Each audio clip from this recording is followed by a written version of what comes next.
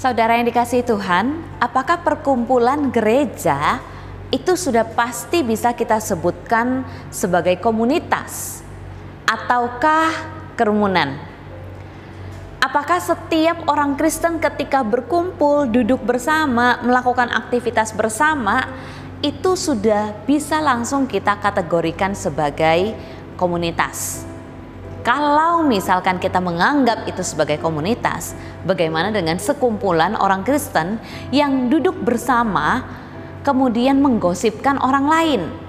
Atau bagaimana dengan sekumpulan orang Kristen yang duduk bersama dan merencanakan hal yang jahat terhadap orang lain, terhadap gereja, atau di dalam pekerjaan mereka? Bisakah kita katakan itu adalah komunitas Kristen? Kita harus bisa memahami apa makna komunitas iman di dalam bingkai gereja.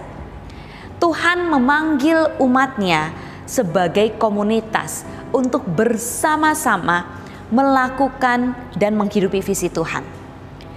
Salah satu yang paling mendasar dan menjadi hal yang paling penting di dalam komunitas itu seperti nasihat Paulus di dalam surat Kolose kepada jemaat di Kolose. Dia katakan apa?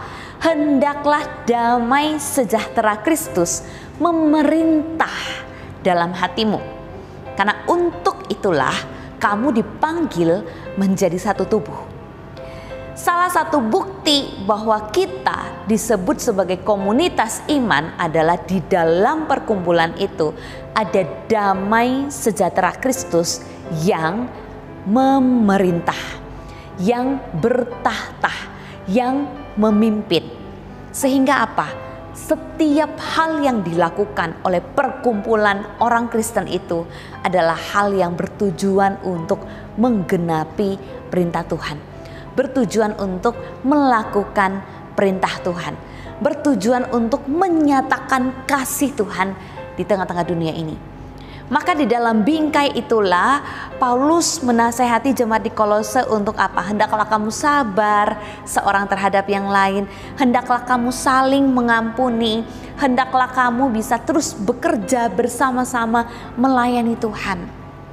Hendaklah perkataan Kristus dengan segala kekayaannya ada di dalam mulut kita. Saudara yang dikasihi Tuhan, kalau kita katakan kita komunitas Kristen tetapi tidak ada itu di dalam diri kita. Kalau kita katakan kita komunitas Kristen tetapi tidak ada nilai Kristus yang kita hidupi, mungkin kita bisa saja hanya sebagai kerumunan, perkumpulan tanpa makna. Ada banyak kerumunan di dunia ini. Bisa aja mereka katakan, oh kita ini komunitas, hobi dan lain sebagainya. Banyak orang mengaku sebagai komunitas, tapi kalau kita mengatakan komunitas iman, itu adalah komunitas yang betul-betul sama-sama bertumbuh ke arah Kristus.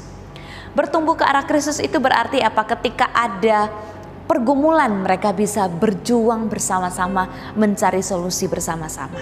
Ketika ada saudara jatuh, mereka tidak tinggalkan. Ketika ada perselisihan dan perbedaan pendapat, kemudian mereka tidak terpecah belah, tetapi mereka mendasari setiap tindakan dan setiap persoalan mereka mencari solusi dengan berlandaskan damai sejahtera Kristus yang memerintah di dalam hati mereka. Bukan harga diri dan keegoisan yang memerintah di dalam hati mereka. Karena apa? Ketika ada damai sejahtera Kristus memerintah di dalam hati, maka kita tidak akan melihat sesama kita sebagai personal, tetapi kita melihat sesama kita sebagai orang yang Tuhan kasihi, yang juga harus kita kasihi.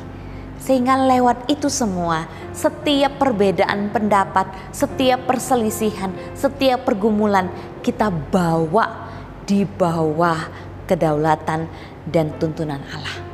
Saudaraku yang dikasihi Tuhan, gereja kita sudah semakin tua, sudah masuk ke usia 60 tahun.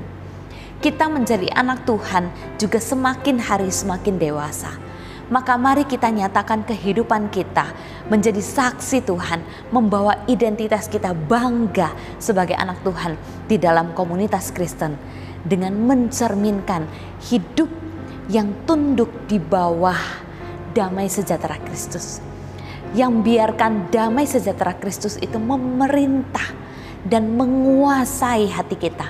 Sehingga yang keluar di dalam kehidupan kita itu adalah perkataan yang berkenan kepada Tuhan. Itu adalah kasih yang mengalir keluar sehingga gereja Tuhan semakin kokoh, semakin teguh di dalam satu tubuh dan menjadi saksi, menjadi terang yang memuliakan Tuhan. Tuhan Yesus memberkati setiap kita.